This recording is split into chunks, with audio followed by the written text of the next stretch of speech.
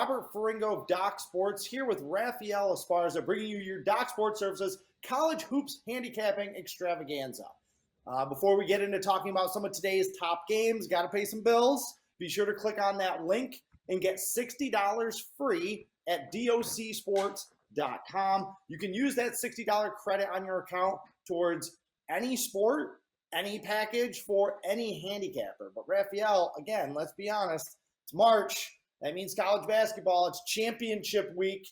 These next 2 weeks are one of the most fun, most exciting, and potentially most profitable betting weeks on the calendar. What are some of the things that you're really looking forward to this week? It's conference tournaments, and not just the big ones, but these are ones where you see sleepers come around. We could see the Dons beating Gonzaga. I think they're 50-1 to win the WGCC tournament tonight. And let's say Santa Clara wipes out St. Mary's. BYU's already out there. So it would not be shock me if we see something like we've seen many years where Connecticut puts on a big run. Last year, Georgetown. Who had Georgetown winning it, their conference tournament last year. So just because I know everyone wants to see all the mighty, mighty big guys win their conference tournaments, it usually doesn't happen. Some of these number ones in conference tournaments will bow out early, and I do believe we'll see that this year. Yeah, you saw it a little bit last week with some of the smaller conference tournaments that were going on. You can just feel the energy, feel the emotion. These games are different. And they need to be handicapped differently this week. Wouldn't you agree? What are some of the things that you're looking for this time of year in terms of a team that you think can get hot? Yeah, it's ride with the teams that get hot. I mentioned Connecticut a couple years ago, where not only did they roll in their conference tournament, but it continued in the bracket during March Madness. So I don't want to say look at your handicapper skills differently when it comes to conference tournament and then March Madness, because if you're riding on one trend that's cashed all year round, why would you bow down on something that's just a little bit different just because it's conference tournament or March Madness? I think if you know you've been riding a team now, keep on riding them because, like I said, you've been cashing tickets all the way around. And they continue to do that. For instance, I mean, granted, they might not be in a tournament, but Rutgers for me has been a nice cash for me. I didn't think they were going to be this athletic and this promising in the Big Ten. Probably not going to make it to the conference tournament, but they've cashed some really good tickets for me. San Francisco in the WGC has cashed some really good tickets. Why should I bow down on them? The whole Mountain West has been cashing me good tickets. Wyoming, Boise State, Colorado State. That's going to be a fun tournament. That's going to be a real tough tournament. Like I said, if you're looking at teams that helped you cash or help build your bankroll now, don't bow down to them just because we're in conference tournaments or brackets. Yeah, one of the things I always look for this time of the year is experience. Teams with seniors, guys that might be playing their final games. These guys that have been, 3 or 4 year starters at these schools, they can be tough to knock out. It's tough to end somebody's career. A lot of these teams that are underdogs that are veteran, senior-laden teams, they're going to put up a fight. We've seen it with double-digit underdogs cashing left and right in some of the smaller conference tournaments. So it really is. It's tough to drive that final nail through someone's coffin and put an end to their season. So, look at those big underdogs, especially teams that have star seniors trying to make one last hurrah. Now, you mentioned riding teams that you've had success with during the season. I have been all over Georgia State for the last couple of months. They are playing Louisiana Lafayette tonight in the Sun Belt Conference Championship. Should be a great game. I predicted yesterday that both of these two teams would win. It looked like they were on the collision course. They're two of the better programs in that conference. And Raphael, what do you see when you're looking at Lafayette, who's been hot in the short term, winning 3 straight games, and Georgia State, who has been hot, winning 9 straight games, been hot for the last month? Defense will rule this game. I think that's why Georgia State is the favorite in this one. If this was football, give me the Raging Cajuns all day long if it's football. But this is basketball, and I think Georgia State's defense, who held App State to 66, Arkansas State, I think, was to 62 points. They're just defense. It reminds me of the game that I had last night with Troy. That game just flew under. Defense will probably control the tempo in this one. I see maybe an understudy type of game on this one. The total is 132.5. The total opened up at 138. I did backflips yesterday when I saw that. Luckily, I was not home. I was watching a movie, but I wish I would have jumped on that 138. But a horrible number. I think Georgia State wins because of their defense. These two just played about a week and a half ago. Also, it was a 62-58 game. So to your point, another defensive kind of grind, kind of struggle. Georgia State has beaten them twice this year. Do you subscribe to the theory that it is difficult to beat a good team 3 times in one season, and that if a team has been swept during the regular season, I'm talking teams that are usually a pretty equal talent level, right? That if the team that was swept during the regular season actually might have an advantage that third time that they get a shot at someone. Do you subscribe to that theory at all? I kind of do, but if I usually don't play the game, I'll maybe look at the second half to see how the tempo of the first half is going, just to see if there's anything like I say, for some odd reason, if the Raging Cajuns play like they did against, I want to say Texas State, where I think they put up almost 80 points. If they're a fast-paced type game and their offense is clicking, then why would you want to jump on Georgia State? Because our defense maybe is not holding. I just think overall Georgia State's the better team. I would not be shocked if the three-peat comes out. Yeah, they beat them last year in the conference tournament, looking to do it again and punch their ticket. They're a nearby team because I'm just outside of Atlanta, so I will absolutely be pulling for Georgia State in this one. All right, an hour north of me, another team, another local team looking to punch its ticket, and that's Chattanooga against Furman. Chattanooga, a very small favorite in this game. Again, talking about two very talented teams, two experienced senior-laden teams. What do you see happening in the Southern Conference tonight, Raphael? I like the dog in this one. I like Furman. Give me the +2.5 on this one. I really like the way they played in the second half against Sanford and against Mercer, where they just controlled the whole game.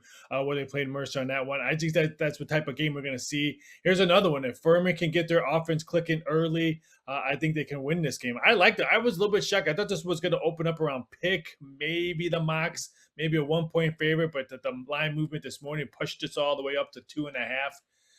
I don't think we're gonna see 3. It's a 7 o'clock Eastern Standard Time. I think we'll probably see float around 2.5 for the rest of the afternoon. But here's another one. If you like Furman like I do, try to get that 2.5. If you like the Mocs, maybe it'll come down to a solid 2 or back to a 1.5. I like the plus points in this one. Give me Furman.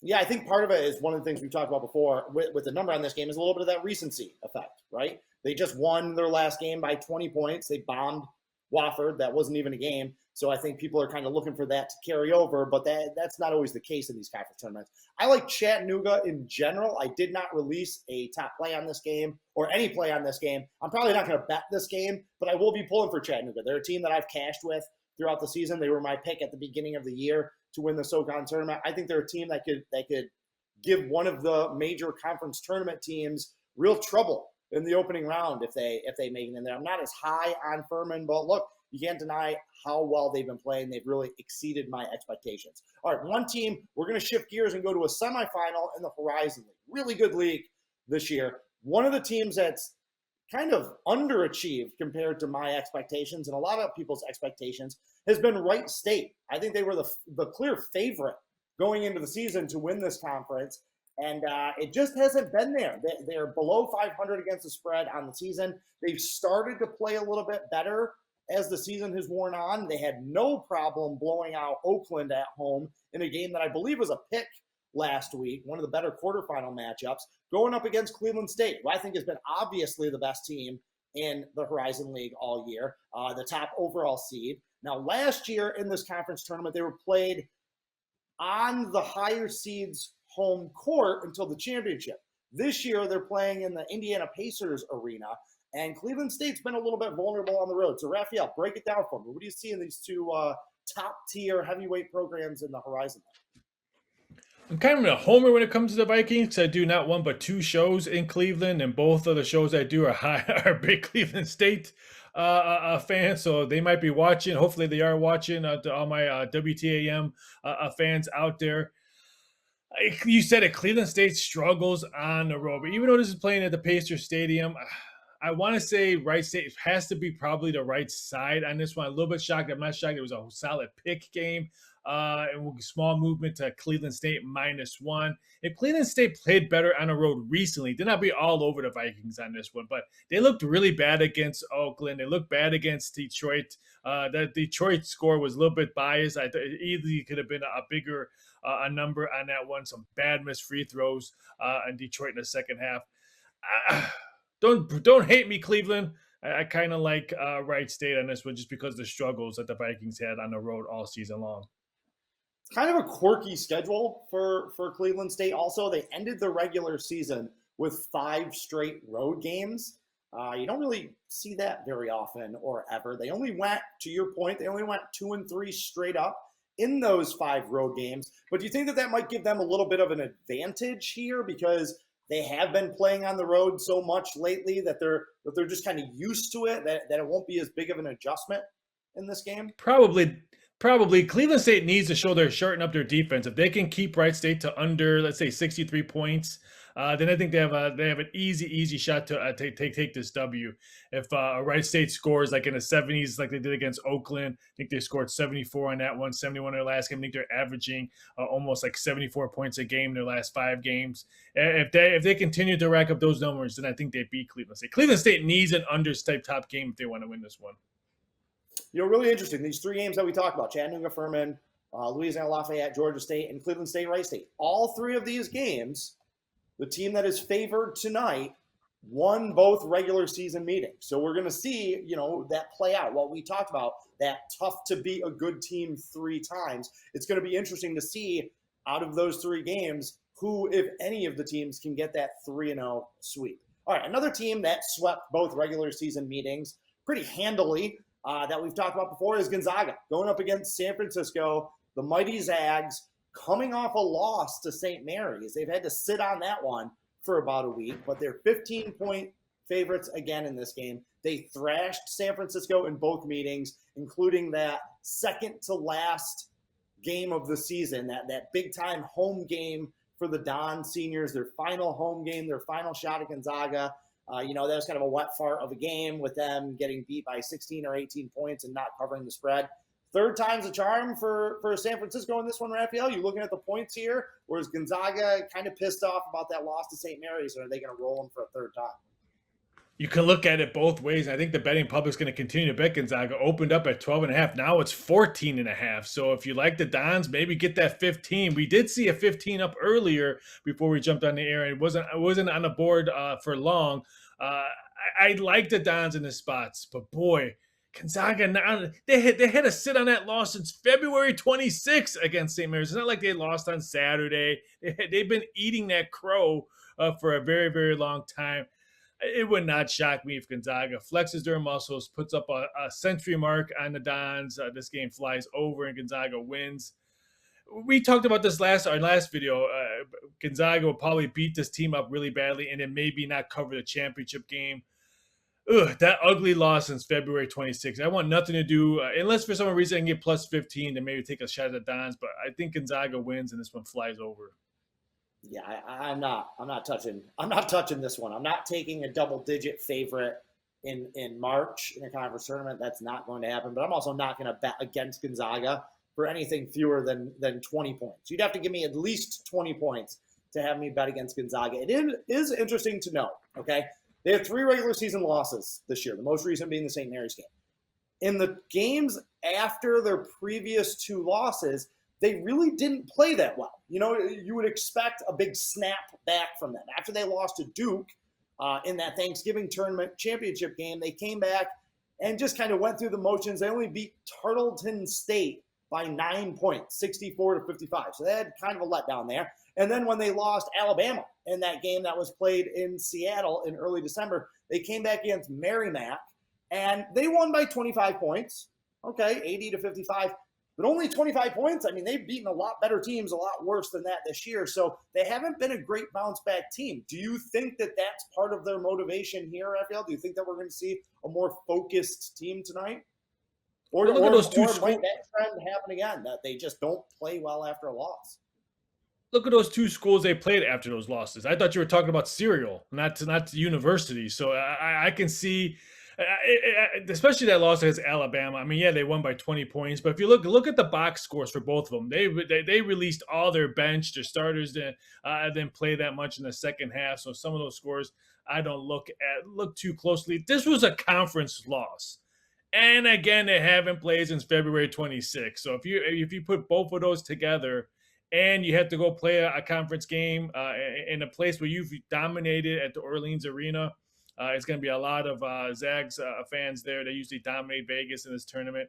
I see a big Zags victory. Yeah, this is really a home away from home for them, aren't they? All right, then the last game we're going to talk about is the second semifinal in the WCC Tournament Championship. That's St. Mary's against Santa Clara. Santa Clara had themselves a real nice season. They have beat any expectations that anybody had for this team. Herb Sendek, he's a old hand from NC State.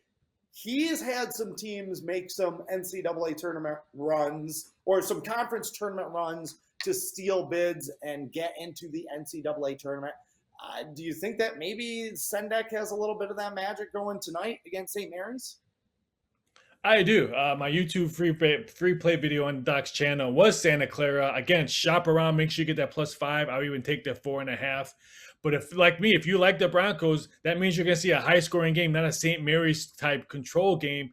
I like this one as also to go over. I'll give you my free play right now just because you're going to ask me. I like this game going over. It continues to drop. It's now 138 on this one. So again, my YouTube free play video was Santa Clara +5. Give me this over. This one's going to be I think this game right here is going to be the game of the night. I think this is going to be a great battle. Stay awake, take a nap, put the kids to bed early. Don't watch Big Bang Theory reruns. Watch this game on ESPN tonight. This one's at my radar, game of the night, the Broncos versus the Gales. Yeah, I kind of agree with you. I'm more interested in the Lafayette Georgia State game. I think that's the best matchup of the night, but I think this might be the best game of the night. Real interesting. We have just the proverbial contrast in style. Santa Clara wants to run. They're a top 25 teams in terms of pace of play, and St. Mary's wants to slow the game down. They're a bottom 20 teams in terms of pace of play. So whoever is able to dictate the tempo of that game is obviously going to have a big advantage. All right, so your free play for the people, since we normally save these for the end, is the over in the St. Mary's Santa Clara game. Is that what I'm understanding? Yeah, over in that game, like I said, Santa Clara averaging 77 points a game. You said it. They want to keep this tempo fast. They do not want to keep it a half-court game like the Gales do. Santa Clara, I'm not the biggest money line bettor either, but I would put a little chunk of change on the Broncos money line with that over as well.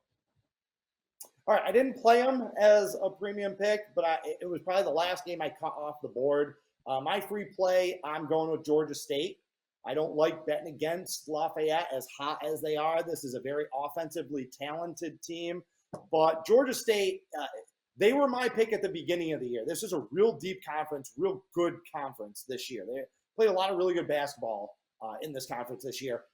But Georgia State is the most talented team. They had some issues early on with the season with COVID. They had to take a long COVID pause. They had to cancel a bunch of games. So it was really a disjointed season with them. That's why when they finally got healthy, when they finally got everyone on the same page late in the season, they've been able to rattle off these 9 straight wins. I believe they're 7-2 against the spread in those 9 wins. I just think that this is the most talented team. I think Lafayette's defensive deficiencies are going to end up coming back to bite them in this game. I like Georgia State. They're not going to roll. This will be a very competitive game throughout, but I think they're going to be able to extend that lead late in the game, get it up to 7, 8, 9 points, and hold on to punch their ticket to the big dance and cash a ticket for myself and hopefully some of the viewers. So, all right, that's it for today. Raphael, we're going to be back every day this week.